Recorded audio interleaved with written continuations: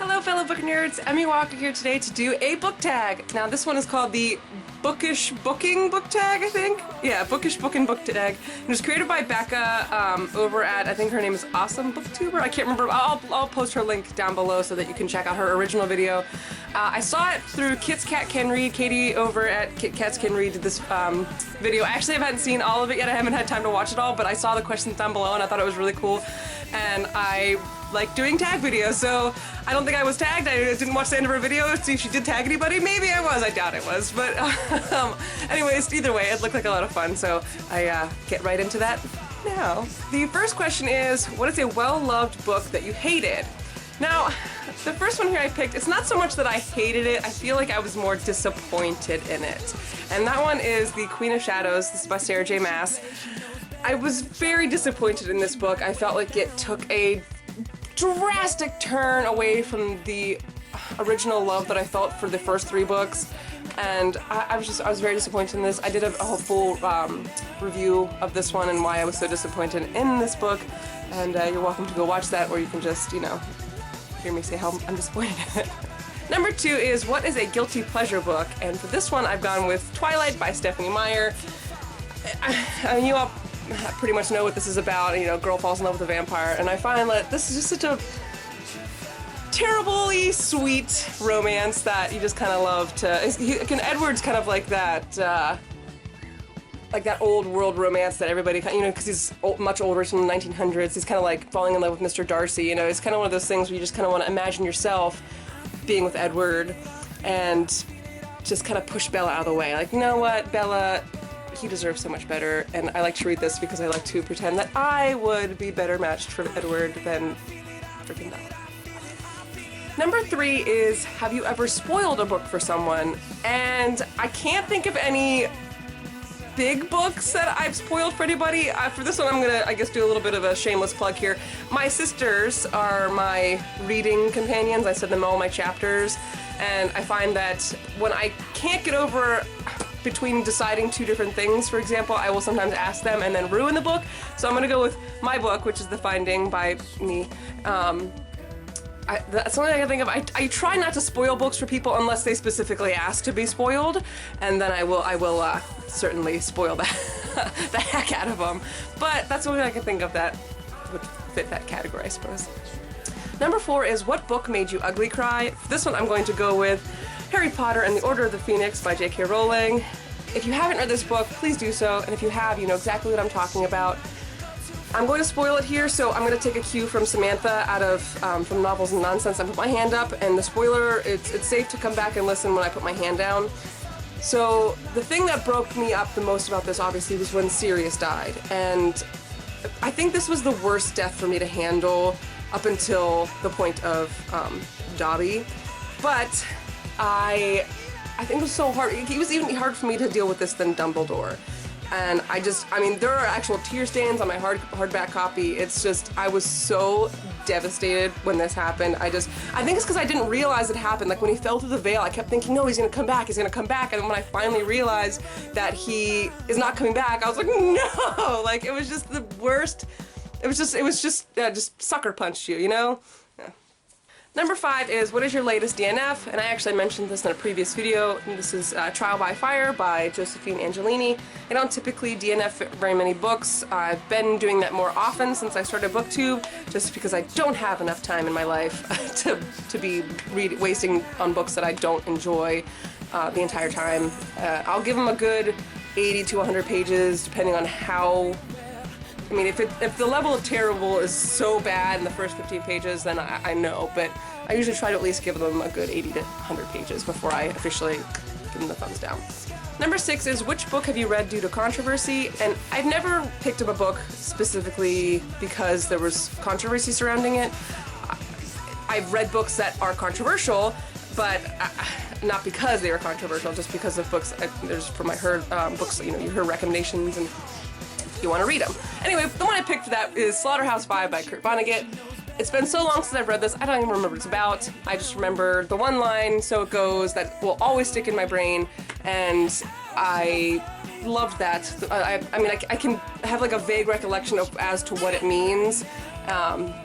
You know, it's like you're not supposed to, when somebody dies, you're not supposed to remember them as being dead. You're supposed to remember them when they were alive, like certain moments in their life when, you know, they should be remembered. If that makes sense. And anyway, but yes, this is a controversial book, and I read it, but not because it was controversial.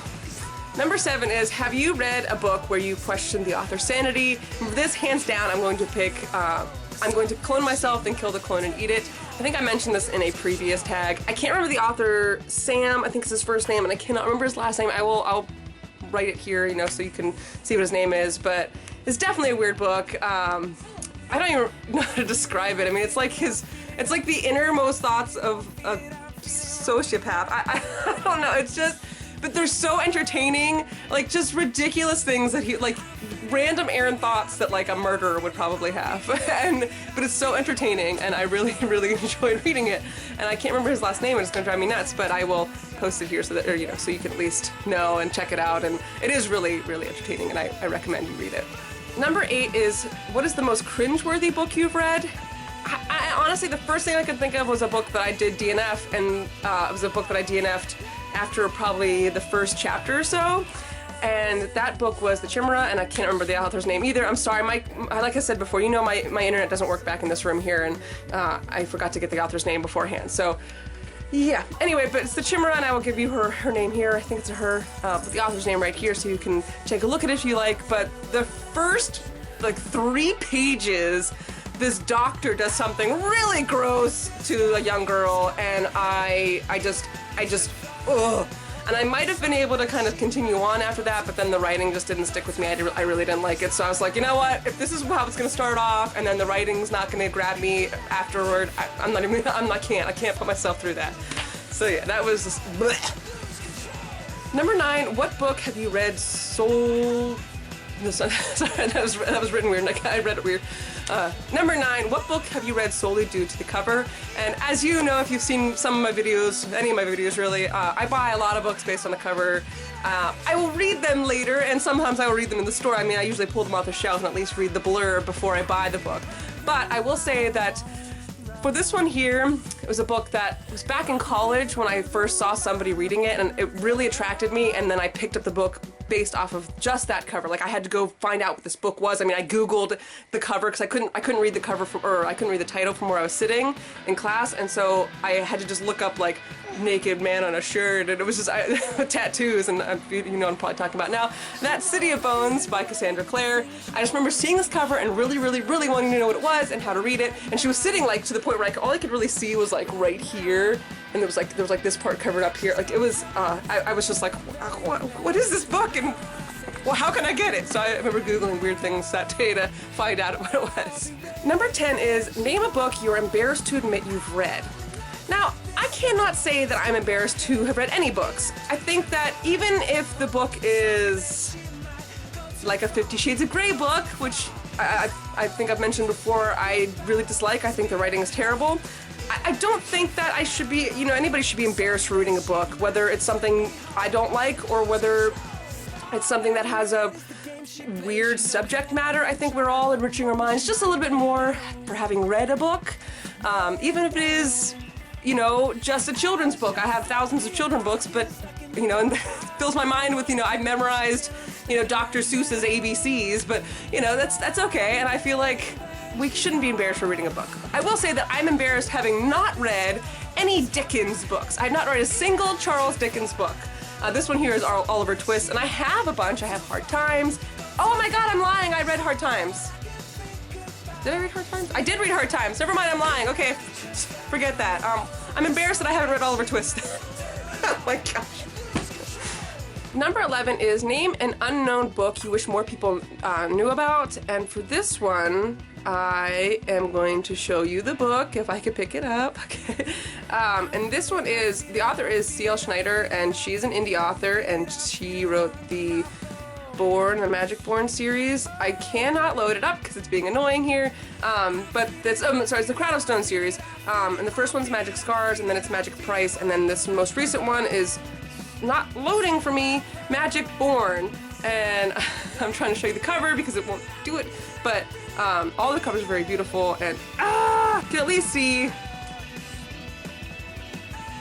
there's that. I can't get it up on my Kindle's being a turd right now, so yeah, it's being a pain in my butt. But anyway, that's what I want people to know about these books because they're so wonderful, and I really enjoyed reading them. I have a hard time. I find that more often than not, the books that I've been reading are not.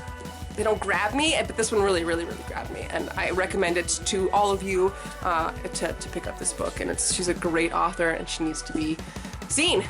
Number 12 is Name Your Favorite Villain, and this one I have to go with Victor from Vicious by V.E. Schwab. He's the perfect mishmash of villain and good guy all in one, and he's just so darn wonderful. And I love this book, and I'm so glad that I finally read it last year, and I can't wait to get into her other books if I ever get them. Number 13, name a book you enjoyed that you read that is outside the norm of the genre you usually read. This one here, I don't typically read a lot of general fiction or humor. This is kind of a mishmash of both, and this is Christopher Moore's Lamb, and it's basically about the life of Jesus as he grows up, but it's a humorous take on it, and I thought it was spectacular. It was so good, and I would read this all day, and I wish that this were true because I would totally go and give Jesus a high five. Not that I wouldn't do it regardless, but I think he would give me a high five back if this were the way he were. No, but I absolutely loved this story. Oh, I'm sorry, it's told from his best friend Biff's point of view, so it's not told from Jesus' point of view. It's told from his friend Biff, right, Biff? Right, Biff, yes, and it's just wonderful, and if you haven't read it, you really should. It's so good, and so funny. Number 14 is, what book tropes do you actually enjoy? There's actually a lot that I do enjoy, if they're done well. So, I mean, you see things like the female protagonist, for example. I love a good female protagonist. Unfortunately, the female protagonists of late are annoying, and they're cookie cutter. They're the exact same girl, you know, oh, I'm not strong enough or beautiful enough, and then guess what? I'm so beautiful and so strong, and I was able to do it. But anyway, if it's done well, I love it. It's so good. And as I say this, I realize that my female protagonist is probably just like that, but it's okay. You're welcome. You're free to judge me. And yeah. Anyway, so the other one I love is vampires versus werewolves. I know that's, you see it all over the place with Underworld and Twilight, and I'm sure there's other things that I can't think of at the moment, but I love vampires versus werewolves. I think they're like the perfect, creatures to butt heads. Not that vampires couldn't kick butt with other creatures or vice versa with werewolves, but I just think they're the natural, enemies, and I will always love them, and yeah. It doesn't hurt that I've also written a book similar to that too. So. And finally, number 15, what or who inspired you to join BookTube? So a couple of years ago when I first published my book, I've been mentioning my book a lot in this video. I usually try to stay away from my book, so I'm sorry about that. I do apologize. This is the first time you're watching my videos. I promise that I don't typically talk about my books. This is a rare thing. I hope it's a rare thing. Tell me down below if I talk about my books too much. I don't think I do. But anyway, back a couple of years ago when I self-published my book, I was trying to get it out there, trying to get it known, and I discovered a girl named Keely through Twitter. And I discovered she had a BookTube channel, and then I discovered BookTube. And so I thank Keely for that, because she is the reason why I watched BookTube, and she was, I think, the first person who actually offered to read my book. And then she's become a real huge supporter of indie books, and she runs the indie book club through Google or Goodreads, excuse me, and she's the reason why I do this at all. Why you can listen to me jibber jabber all yeah. But anyway, so thank you, Keely, and I hope you're watching because you're great, and you rock my world and awesomeness. Anyway, so that was the Bookish Booking book tag. Thank you, Katie over Kit Kats Can Read, for doing this one so that I could find it and do it myself. Let me know down below the answers to any of the questions. I will post the questions in the down bar if I remember, because I'm a bit scatterbrained, but I will do my best to remember. And to post Becca, she is the original creator of this, down below as well, so you can check out her video. Thank you so much for watching. I will see you later, book nerds.